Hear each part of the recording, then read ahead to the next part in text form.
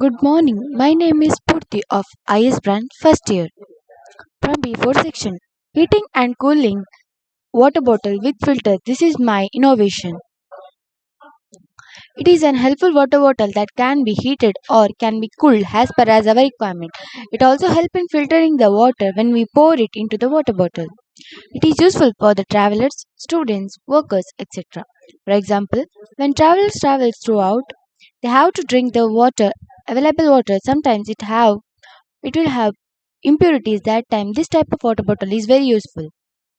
Components used: still water bottle, automatic heater, automatic cooler, filter equipment, cap, three buttons like one is heater button, one is cooler button, and three is filter button.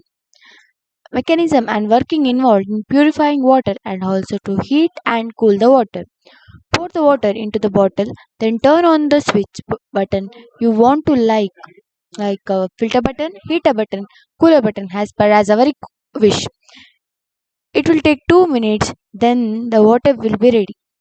Conclusion: it is a good product. It is very useful for the daily use as per as a whether we can use it.